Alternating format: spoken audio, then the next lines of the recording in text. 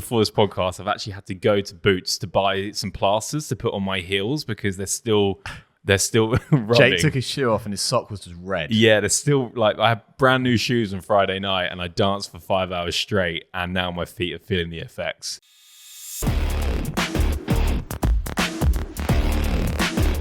Well, today, Jake, we're going to go through the good, the bad, and the ugly.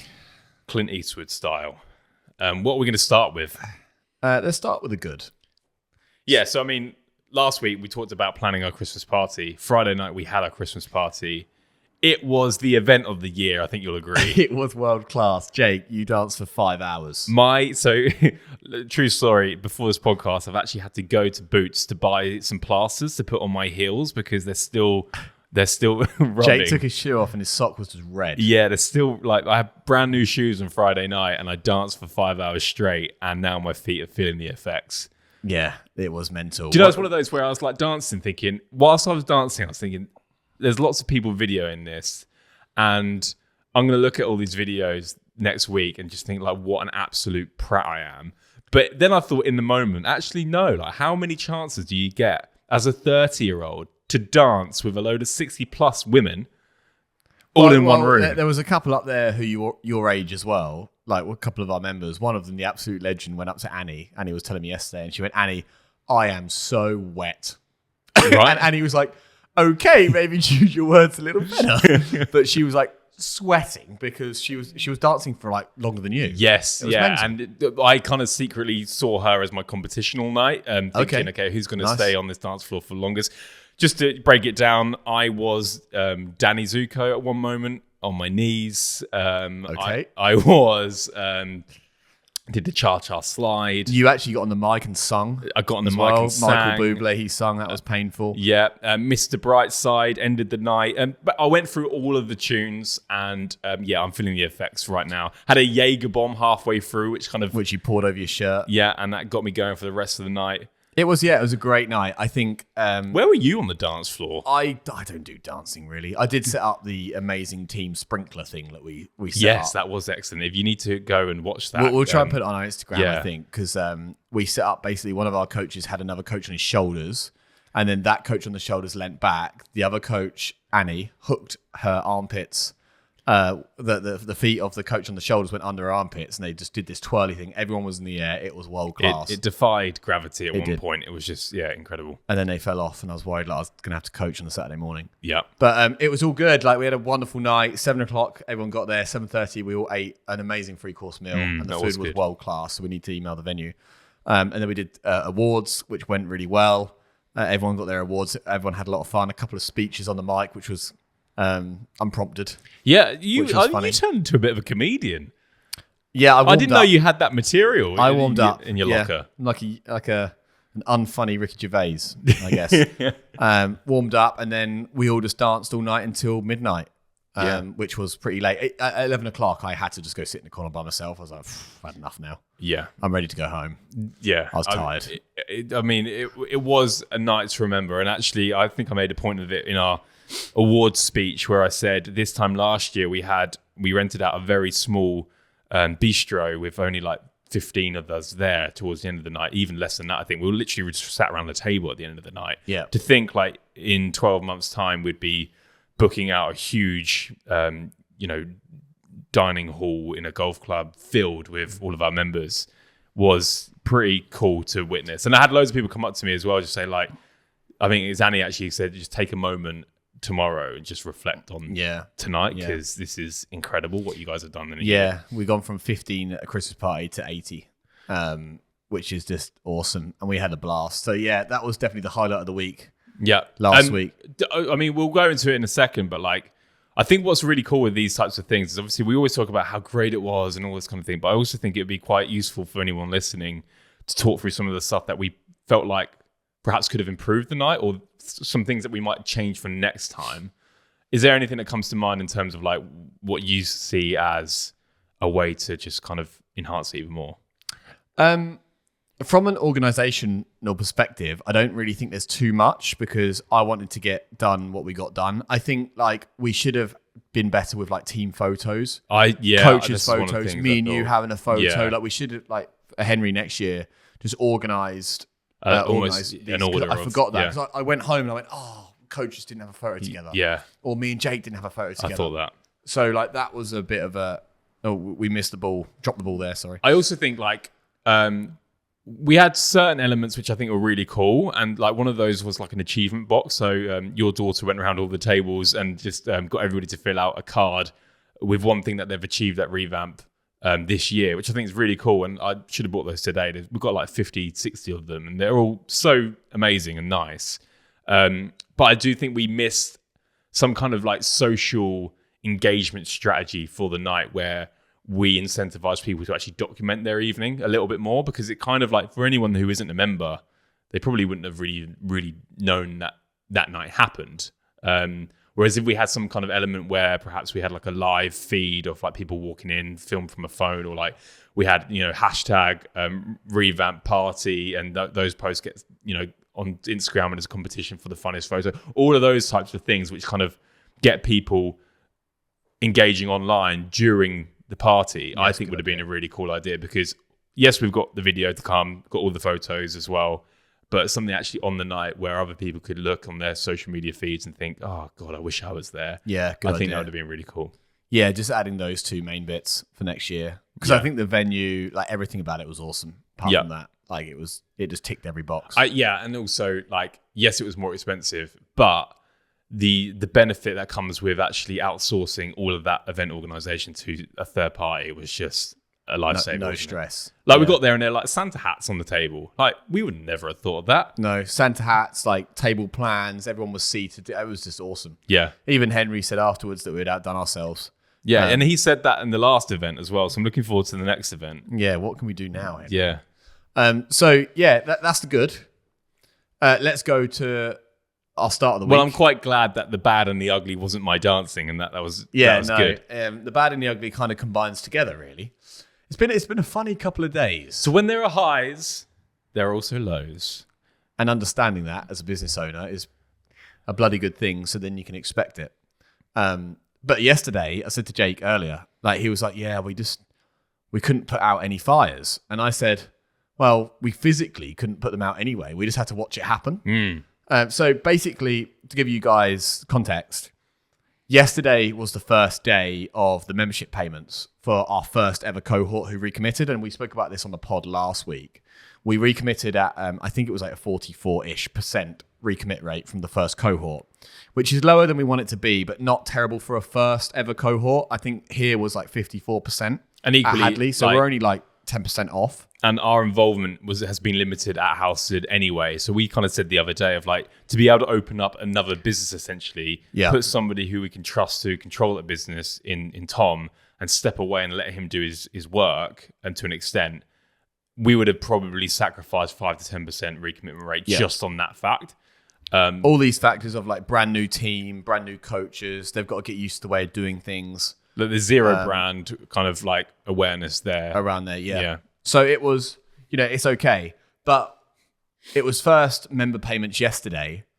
And we had like 3 emails from 3 separate who we were given members, basically pulling out and saying, guys, I'm really sorry. Normally I can't afford it. Can't afford to carry on, like, or this reason, that reason. Or perhaps some kind of like confusion around what the actual product was. Yeah, which we're going to go into. Yeah. So it was like, we were basically just been hit with punch after punch yesterday from like 8 a.m. in the morning. Yeah, it was. All the way through. So it was quite a deflating day. It's the most amount of emails we've had in our inbox on a Monday morning, I think. And I think our job was really to keep Tom up, because if we felt deflated, he must have been feeling deflated, and look, it was somehow his fault, which it wasn't. It's just the way it is with studios. It's just life. So our job was like, just don't worry about it, Tom. Don't worry about it. It's all fine. It's fine. Like, respond with this, respond with that. Just making sure he knew exactly where he was. But I think reflecting on it. Well, just stop you there, because this is actually one of our traits that we talked about in last week or the week before, where we talked about when you experience a problem in a business as the owner, you could do one or two things. You could either blame everything else and go into a hole and just hope it gets better, or you can actually take up accountability for that problem and look to find a solution that you are responsible for. And obviously what we always try and do is the latter. So we didn't look at that of being like, failed payments, what the hell's going on? Like, oh, that person's so ridiculous, how could they not understand? It was more of like, okay, it's happening, it's going on. There must be some kind of confusion here in terms of the product and what the terms of the payment are and all this kind of thing. What can we do to ensure that the chances of this happening again are minimized? Hey, quick one from us. If you're enjoying this episode, you'll love our free weekly newsletter. It's for current and aspiring studio owners who are looking for the latest growth hacks to sign up more members and keep them. It's a quick 2-minute email covering the stuff we're testing in our own gyms. So you'll be getting access to what's working today. If you're interested, you can join 3,500 gym owners and go to thefitpreneur.com and subscribe. That's thefitpreneur.com. Anyway, back to the episode. So one thing that we thought based off that was the communication of the recurring offer. So if you can remember, Jake, when we first recommitted people here at Hadley and you recommitted people in December when I was away, we actually went off like a recommitment deck, like a sales deck, but it was a deck for recommitting people, which was really simple. And it gave the person recommitting, the coach, clarity on the options because they'll just follow the slides. And it gave the individual a real clear picture. So all they had to do was read, not just listen. They had to listen and read, right? And so I think we kind of put it in mainly because of me not being as comfortable as you when it comes to sales. When you were away, so I was like, I need some kind of visual aid that I can just walk through. We definitely used it for that first cohort. Yeah, and one thing I'm just remembering now, one thing that was really cool about that too is that it enabled us the opportunity to price drop. So we had like £59 per week. That was the price at the beginning of the slideshow. And then we listed all the benefits, all the features, all that kind of thing, classic kind of like webinar style.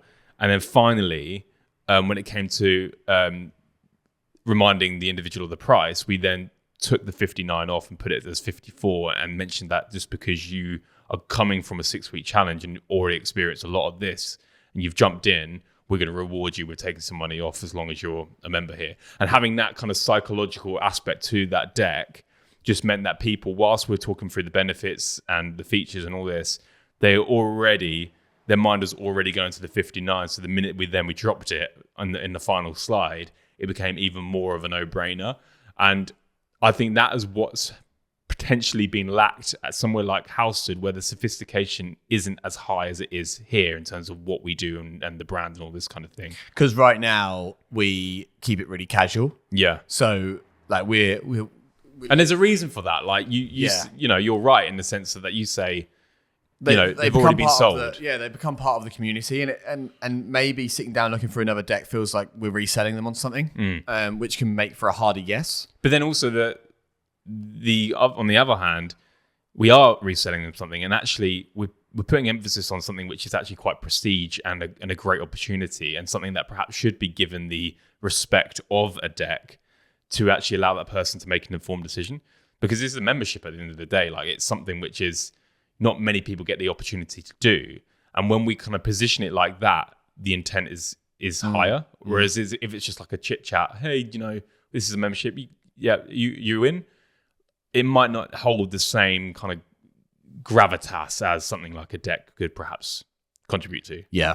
So from now on, we're just going to train Tom. Really, it won't take long on that deck, and I think he'll feel more confident as well. Comfortable going through that. And we always talk about elements that we can control and vary, and having a deck in place just means that we have a control element of the whole process, which is if conversion to membership is low, then at least we know that the same deck is being followed every single time. So it's something that we need to tweak in the deck to then perhaps increase that conversion. Whereas at the moment, because it's like a casual conversation, there's elements, for example, that you would kind of go into that perhaps he wouldn't, and so on. So at least by having that there, we can ensure that all of the information is included within that conversation. Yeah.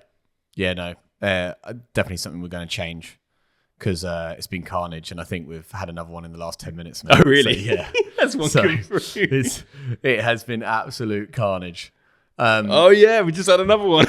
But it just goes to show that like there's holes. Yeah. And that can be down. That can obviously be down to the personnel who we're attracting. They're just not the right fit for us. But if we can sort things our end and get things secure and solid, then, it enables us to look at our demographic a bit more. Yeah. And also just make sure we're attracting our market in the right way too. So we're talking about having more qualifying questions in place to make sure that, the type of avatar we're attracting isn't just somebody that wants a short-term fix. They actually want fitness to be integrated into their lifestyle. So making sure that we can tick those boxes as well, even before they become a 6-week challenger, for example, I think it was only going to hold us in good stead going forward. But these are all things that come, that test us and teach us. And, without them and without tracking stuff and without seeing all of this happening in real time, it's difficult to see where to fix. So yeah, it makes us better. Yep. Definitely.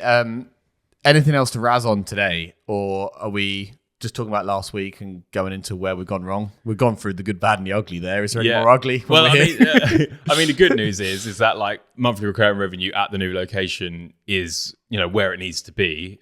By no means is it's actually in line with our P&L projection. Yeah. So our P&L said that when we projected, we would get 30 front end, 15 recurring. So we're at like 28 recurring. So we're ahead of our P&L, which is great. Yeah, and obviously the downside is that we've got Christmas now in the middle of any kind of sales process. It feels like it all gets in the way, doesn't it? Yeah, I mean, like it's one of those where we launched this new location in October, thinking this is what worked in here. Yeah. So let's, great news, and it did work in October. Obviously, the front end sales was huge, and obviously we documented that a lot here on this podcast. But then when it comes to that first offer after that 6 weeks for new clients, that falls right in December, end of November, which is why we had to build a 21-day challenge just to fill that time.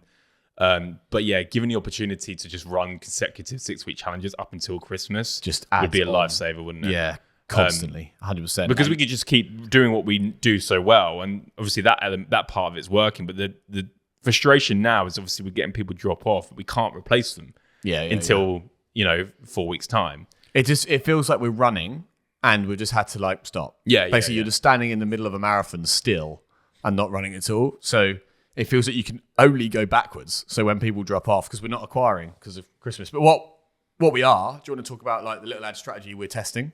Yeah. So what this does present a good opportunity for is a lot of testing in the background without too many high stakes. So I'm using this next 3 to 4 weeks just to test different ad strategies and just see what's sticking in a local market. And one of the things that I'm testing right now, which I'll be able to provide insight in probably more in depth in our newsletter, is boosted posts with a ManyChat automation. So creating kind of like these viral trend style reels, but then boosting them within a local radius with a call to action to then comment, apply below. And then I've created this flow within Instagram, which basically qualifies that lead and then sends them to the waiting list ready for the new year. So those things are now is a great opportunity to test that stuff. And I'm also running another ad alongside that, which is doing things the way we have been doing them, which is straight to a lead form. So I'm just going to test how those two compare, and I'll have more data on that in the next few weeks. Sick. But yeah, it's all going on. It's all gravy. Yeah. It's all gravy. Yeah. And I mean, if we can take anything from this week, it's that I could legitimately take a place on Strictly Come Dancing and probably even win it. One thing I will say, just to end on some positive news, so it's not so dull for everyone. It's like Jake and Jack are really not happy. We are super happy. Oh yeah. But at Hadley, I think we've just had our 9th or 10th recommit in a row out of 10. It's we're at low 80% now recommit here. Yeah. And we've got another one today. We're pretty sure on him too. So it's crazy. That product here it's clearly firing. But it's this is also the benefit of having multiple locations, is because you can then offset one against the other. But the housed product will, in a year's time, be at where this product is. Yeah. It needs time. You need a timeline. And for any studio owner out there, you need to understand that it's going to take time and you're going to have losses wherever you are. Right now, because of the launch we ran, we're fortunate enough to have money in the bank, but also being able to create like a decent amount of recurring revenue to cover coach costs and rent costs. So we're at pretty much break even now at Halstead. Which after 1 month is, I mean, how many businesses can say which that? is great, you know, and that's because of the launch. But we know that that's going to take a year, 2 years time to get to the level that this is at. And But like any great business, I mean, I'd be wary of anybody that says you can build a huge business that will kind of is built to sell and you know, cash flow it properly in a year and be ready. Like things take longer than you think. And I think sometimes, especially when you're building a brand in the local market, the longer time horizon you have to build that trust within your radius, I think the better it is. So yeah, we'll keep going. Quality. Guys, have a good week. That's the pod. See you later.